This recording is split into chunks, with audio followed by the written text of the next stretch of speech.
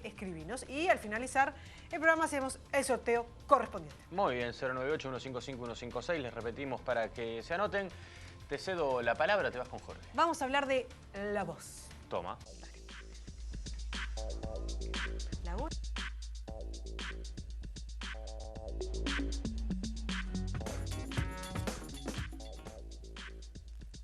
El lenguaje hablado constituye uno de los máximos exponentes de la evolución humana, y su aparición se produjo hace alrededor de 150.000 años, con el desarrollo del aparato bucofonatario.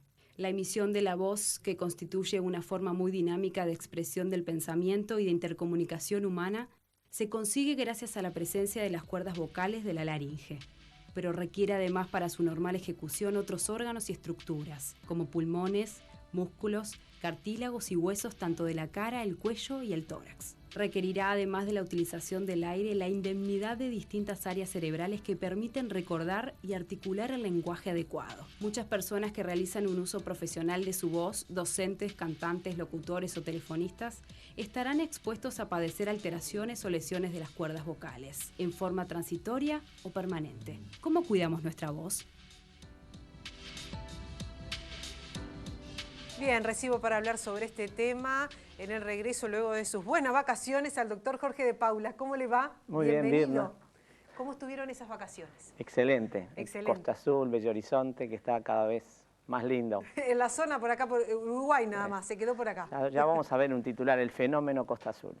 El fenómeno Costa Azul, ¿mucha gente? Sí, mucha gente cada vez más, y lo van descubriendo cada vez más personas, tanto del interior, gente de Canelones ya lo conocía, pero de Montevideo y de otros lugares, y es un fenómeno inmobiliario interesante también, con toda una movida hípica, que es un centro de referencia nacional. Bueno, muy bien. Así que bueno, hemos elegido la voz, porque bueno, estamos en carnaval, es un tema que nos preguntamos cómo cuidan los artistas de carnaval, los murgueros, los parodistas, los humoristas, todos aquellos que cantan, también los lugolos, en todos hay cantantes, muy buenos cantantes también.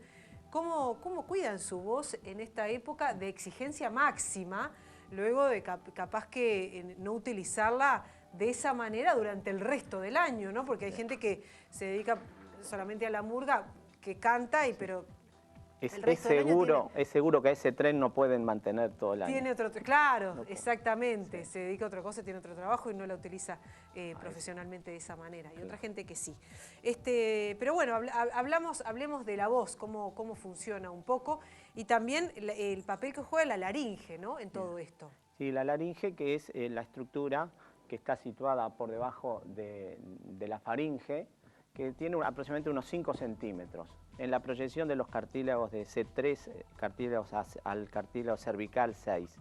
Y es una estructura muscular, membranosa, tiene articulaciones, tiene cartílagos y da lugar justamente a la cavidad que se genera en su interior, que tiene dentro de eso lo fundamental, esas cuerdas membranosas que son las cuerdas vocales. Ahí estamos viendo, ¿no? Las cuerdas vocales, que son las que permiten justamente esta extraordinaria función del habla que nos distingue de otras especies. Si bien nosotros la laringe compartimos con otras especies, de las 3 funciones que tiene la laringe, que no es solamente la parte de la voz, esa es especial del ser humano, compartimos con otras especies la de formar parte del aparato respiratorio superior, porque es un conducto por donde entra y sale el aire, fundamental para que se pueda emitir la voz, y a su vez hay una tapita, que es la epiglotis, que es la que permite que el alimento que entra por la boca no pase para la laringe, sino que vaya para atrás. Bien. El fenómeno de deglución es un fenómeno extraordinario,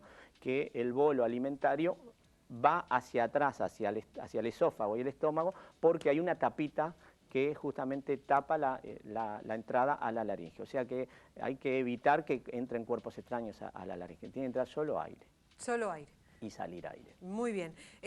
¿Cuáles son las consultas más frecuentes que recibe, que se consulta por el tema de la voz? Y bueno, es un tema, además, me parece a mí que es un no sé si consultamos mucho por la voz, no sé si consultamos si la ronquera, si la fonía ocupa, y nos preocupamos mucho a veces de cuidar nuestra voz, ¿no? Creo más que ahí allá es de el los profesionales, sí. El resto de la población capaz que no nos preocupamos mucho si tenemos que la garganta tapada, el frío, el exceso de frío, el exceso de... Eso es el centro del tema porque son comunes los trastornos de la voz. El motivo de consulta es un cambio, es una disfonía o es una pérdida completa transitoria de la posibilidad de hablar o la ronquera. Y como en general son transitorios, es lógico, pasado el tema de la consulta debería ser si pasa más de 2 o 3 semanas y que no cede con las medidas habituales. Pero a su vez, el tema que tenemos, que eso es una ventaja de los problemas de la voz, es que dan síntomas rápidamente. Los síntomas son muy claros, pero muchas veces no lo identificamos. El problema es que la voz es como una huella digital. Reconocemos a las personas por la voz. Claro. Sí, a través del teléfono inclusive podemos reconocer quién es que nos habla. Y eso, cuando van cambios pequeñitos, nosotros los podemos atribuir a que, bueno, a determinadas circunstancias y no ameritamos una consulta y quizá ahí estamos aumentando el sobreesfuerzo sobre este delicado órgano que es fundamental para la intercomunicación humana. Claro. Es una de las formas de expresión del lenguaje y se considera que en otra de sus expresiones de este aparato bucofonatorio, que no solamente forma parte de la laringe, sino que también necesitamos, como se demostró en el video, de otros órganos, de los pulmones, de los músculos de la pared superior del tórax, los músculos y los huesos del cuello y los músculos de la cara, sobre todo la parte inferior. O sea que la emisión de la voz, si bien las cuerdas vocales son fundamentales, necesita todo de, primero que salga el aire para que las cuerdas vibren, necesita a su vez que las cuerdas estén bien, pero a su vez que haya una caja de resonancia que forma parte ya en la parte facial. Claro. Claro. ¿Cuáles son algunos consejos? Porque ahí veíamos también en imágenes profesionales que trabajan más con su voz que otros, ¿no? Que necesitan tal vez más cuidado que otros. Por ejemplo, las maestras, que es un esfuerzo más allá de los cantantes que conocemos, que sabemos que sí tienen que cuidar mucho su voz, es su herramienta de trabajo, en definitiva. Las maestras también, los locutores, los periodistas, bueno, en fin, hay una cantidad de profesiones no que siempre, necesitan a veces cuidados especiales. Sin duda, no siempre existe una asistencia profesional como para hacer de la voz, de tener el cuidado para poder protegerla durante mucho más periodo de tiempo. Los dos graves problemas son el mal uso, por no haber recibido indicaciones, una educación de cómo hacer que la voz pueda fluir y no hacer tanto esfuerzo. Claro, claro, porque hay una educación de la voz, sí, en una definitiva, educación, ¿no? Y en uno de los tratamientos, cuando hay un abuso, porque es un mal uso o un abuso, sin duda, cuando tú citabas el caso de las murgas, de los que están allí en ese mes, haciendo 5, 4, 6 tablados, claro. Sin duda hay un abuso, bueno, un abuso consciente y necesario por el escaso tiempo, pero sin duda padecen de los problemas y siempre es uno de los motivos de preocupación de ellos, apelar a medidas para tratar de disminuir la inflamación. Pero sin duda que el punto de tener ese cuidado es clave y no siempre podemos tener a mano las personas que estén asesorando técnicamente. Claro. Por eso es muy importante la consulta cuando existe más de 15 días de algún trastorno, cualquiera sea de ellos, ronquera, disfonía, y a su vez la asistencia profesional del fonoaudiólogo, del foniatra, que es una tarea específica tanto para reeducación en caso que hay un mal uso, se puede educar y se puede reeducar.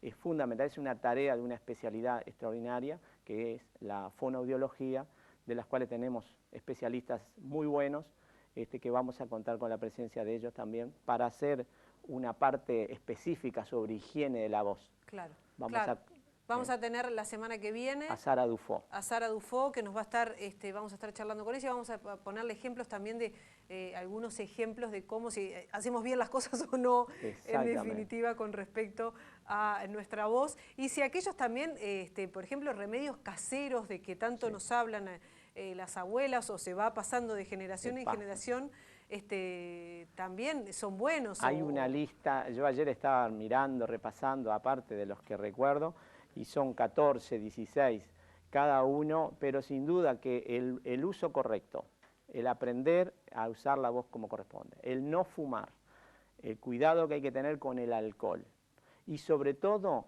en los ambientes ruidosos. Vivimos en un mundo ruidoso que nos lleva a tener que hablar en forma cada vez más alta y los decibeles de todo están en aumento. Claro. Y cuando vamos a una conversación, muchas veces también se habla por encima del otro. Vivimos en una circunstancia donde estamos mucho programados para la salida y no para la entrada. Muchas veces yo comento, bueno, trajiste los oídos y yo me preocupo de cuando voy en una conversación llevar los oídos. Claro. También. Bien. Jorge, muchísimas gracias. Nos volvemos a encontrar el jueves que viene. Seguimos con este tema también. Con Sara Dufo. Con Sara Dufo, hablando sobre algunos consejitos. Muy bien. Gracias. Bienvenido. Gracias. Nosotros nos encontramos luego de la tanda con más. Ya llegan los deportes. Anic, no se vaya.